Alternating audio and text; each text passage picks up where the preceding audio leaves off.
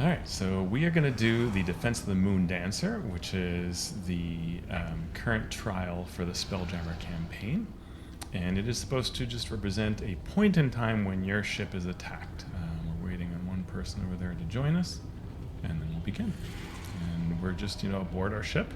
And the idea is that if you look out various portholes, you can kind of see a little bit in the corner there. There are ships attacking us. So, we start in this level, folks teleport in, and immediately are battling all of the Xaryxian invaders. These are the elves from the Xaryxian Empire, and so we've got to clear the decks. This part is very similar to the weekly deceit that we covered. That idea that you were supposed to be doing an ambush, but then you were ambushed. It's a lot like that. In this case, we don't know exactly why they came, but they came and attacked, and we're defending our ship. And that's the concept. We're going to go through several different areas, fighting them across the whole of the ship. You can see sometimes the way is blocked, like over there with fire, and then we come down here. So, as an adventure, what do I think? I think this is a really neat concept. The idea that you're kind of working through the ship, finding the attackers, that is a really neat concept. I would totally use that in a tabletop game. I think that's a really fun idea. The part that it misses, which is really a shame, is that the number one thing you'd be doing to defend your ship when it's getting attacked is you would have your siege warfare going on. And they don't really do that. They kind of ignore the siege warfare part for the most part. What they do add that's kind of cool is this idea of like the fire and stuff is kind of cool. The other thing they do is bring in the concept in Spelljammer of air, which, otherwise this version of the video game really kind of ignores your air envelope. And the way air works in Spelljammer, the lore of it, is that when you leave a planet or something that has air, something that is large, like a really big creature or a ship, brings an air envelope with itself. In fact, people do too. It's just a really small envelope. So you kind of have like a little air bubble, and it follows you. So the ship has an air bubble. It follows people, follows the ship with it. So you can breathe in it. Now, eventually it gets depleted, and this is what you can see here. This sort of air remaining that shows up is indicative of that. And what actually is happening is that the elves are sort of draining our air in some way. I don't know that it really explains how they're doing it, but it's clear that they are. It has something to do with these. But yeah, I don't know the story of that is, but the air is being depleted, so we've got to get through this to get up top to where they're doing it. Okay, so now we get to go jumping, hopping around through the ship. Oop, I can't, I'm stuck. There we go. So one more area below decks to defend, and one thing that's neat too is it really does close quarters combat because of how this is all taking place, which is kind of cool. So it feels like lots of foes going on, big invading force. They're teleporting in. I think that element is kind of cool. I dig it,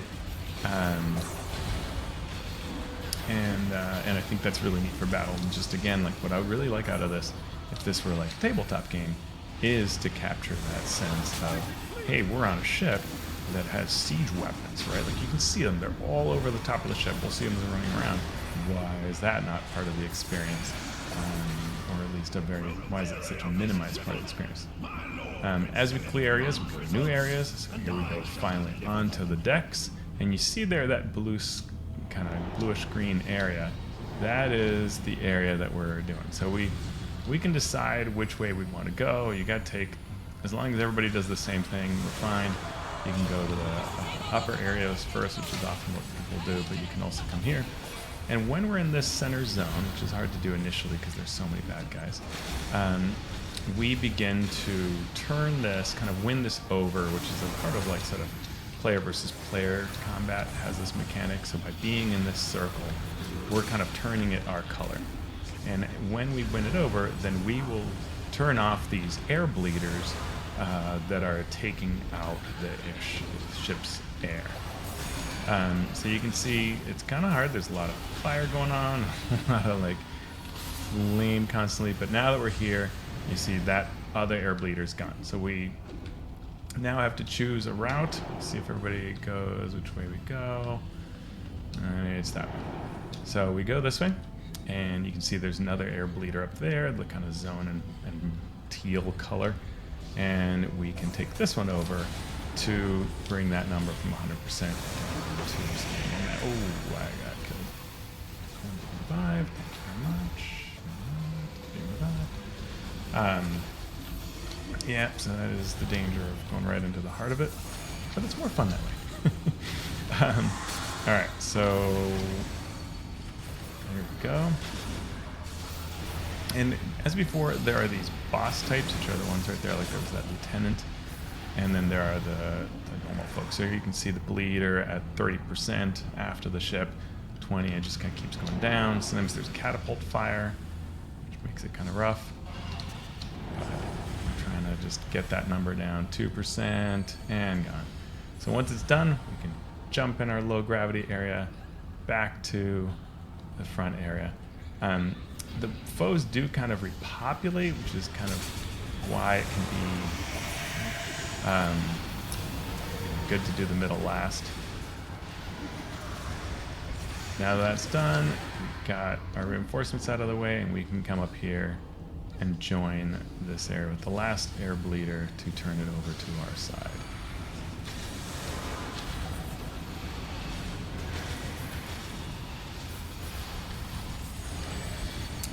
I'm playing my Warlock in DPS form. Usually in these kinds of encounters I'm doing a healer, but it just sort of happened that I joined the queue as a DPS this time. So yeah, so you can see here's another lieutenant. So we'll take that one down. They're a little tougher than the others. You can see the air continues to the air bleeder force continues to diminish. Try to stand in the safe zones, 22%. That's as long as there's no safe zone. 8%, 1%, and we've got it. Once we have all the air bleeders done, and if we're not dead and out of air, we are going to go face against this foe. Actually, I'll show the cut screen. So it's again Captain Zoor'Lar, who we faced before. We've faced him now, I think, 3 times. In the beginning scene, we faced him in the Deceit, and now in this event as well. And so you can see again all these siege weapons. We didn't use those at all, but there is a plank here, and we can jump across. And it's very funny because a lot of times people fall off the edge. And that's just the way it goes.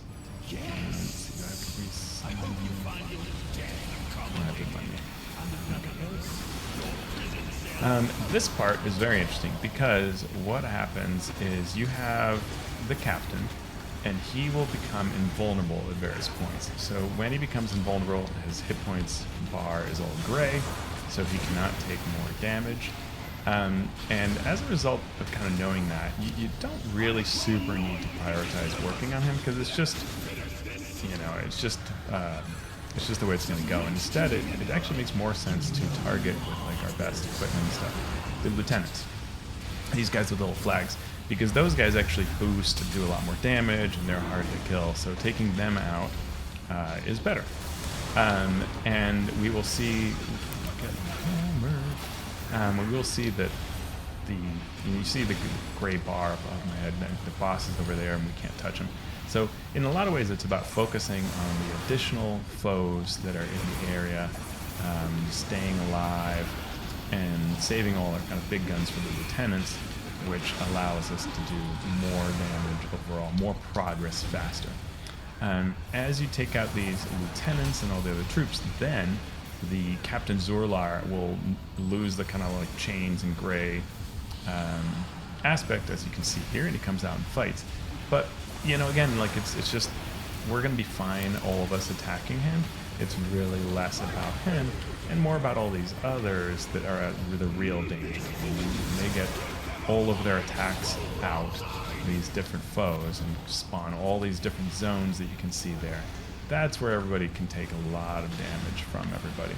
So Again, less about the boss. And I kind of enjoy, when I'm playing D&D, tabletop, I really like that. When I'm kind of like, yeah, the boss is dangerous, but it's not the focus, right? All these other foes, you got to worry about them. I think that's actually a really neat way to do the design. It is otherwise, you know, there's just kind of the same foes we've seen throughout the campaign. That can be good sometimes to just sort of reinforce, you know, hey, it's all about these astral elves. They're the real foes out here. That's fine. We can have fun with that. But it is a little boring in terms of, like, their mechanics are pretty clear. What they do is pretty clear. I also find they have a lot of, like, zones they put down on the ground. It can be kind of too much. And sometimes you kind of can't move through them easily, so you get kind of clogged up and just die without really feeling like you deserve to die. Like you were trying to get out of the way, you just couldn't. So you can see we're getting pretty low on Captain Zoor'Lar's hit points. He, of course, then goes invulnerable. Just kind of the way it goes. We just continue to do our work. AoE is really good here. Plus the ability to move out of zones like I'm doing. That's helpful to just sort of escape the really bad stuff. Put down our own zones to fight them. You know, I like being on the decks of the ship. Again, it would be cool if this game and if the tabletop had a greater emphasis on ship-to-ship combat. I think that would be very fun, because part of the fun of Spelljammer is, like, you know, hey, like, where are these two ships, right? We're not just in a castle or a random room, and so you don't want players forgetting that, you know, but sometimes that happens in the game where people just sort of forget that, like, this is actually really amazing, right? We are in space.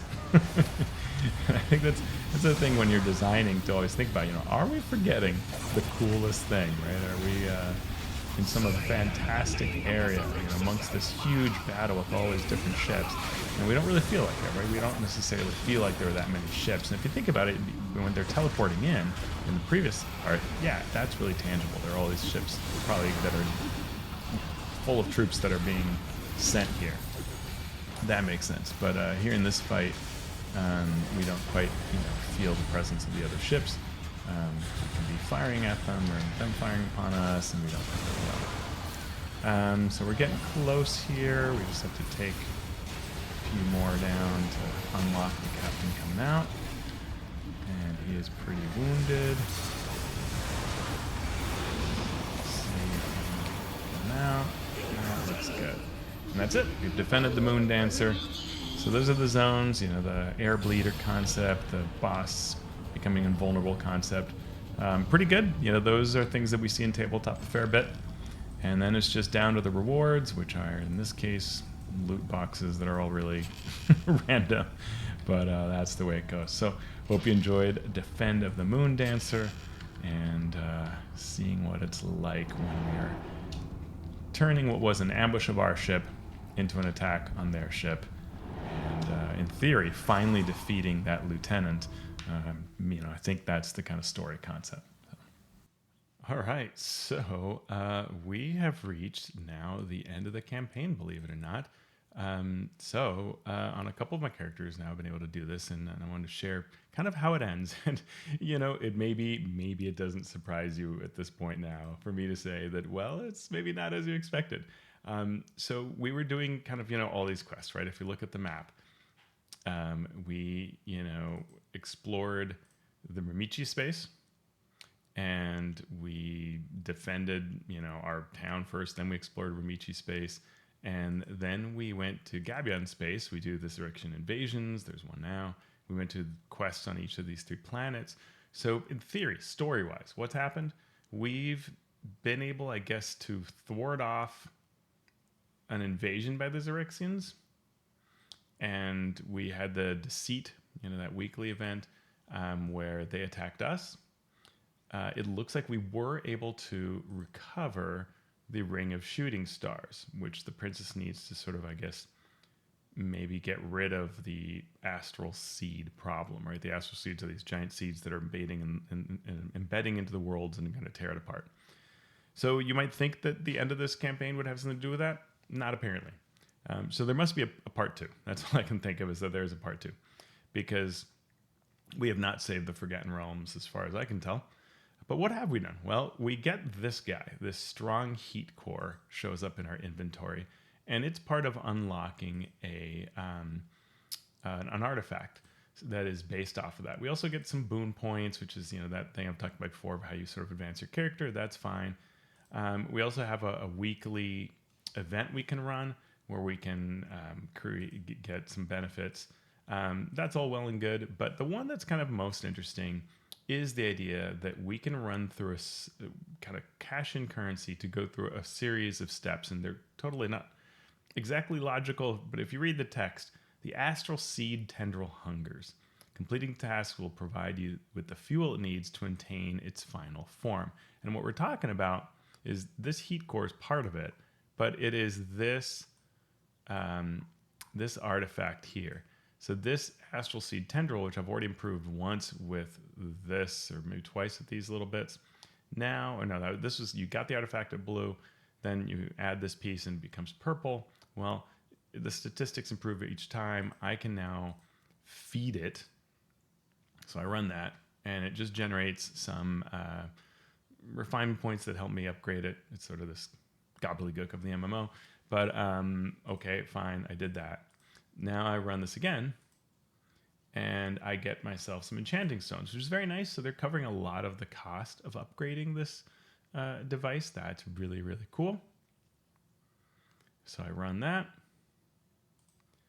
Very good. Really appreciate that. That's a nice reward in terms of the game. I get one of these guys that I need for upgrading it. So that's all very good. And in theory, what this represents, right, story-wise, is I'm in theory going to Captain Sortel and the other NPCs and getting their help for creating this powerful weapon. But you can see the story angle of this is really muted compared to when we were in the North Dark campaign. If you remember that one with the Myconids, we were going and really actively gathering the pieces to make our artifact shine and be cool. And it was a sort of another part of the story. It's like we defeated the drow that were bringing Lolth into this cavern, and then we were just working on the artifact. This sort of happens in the background, and you don't really know kind of what you're doing or why, but okay.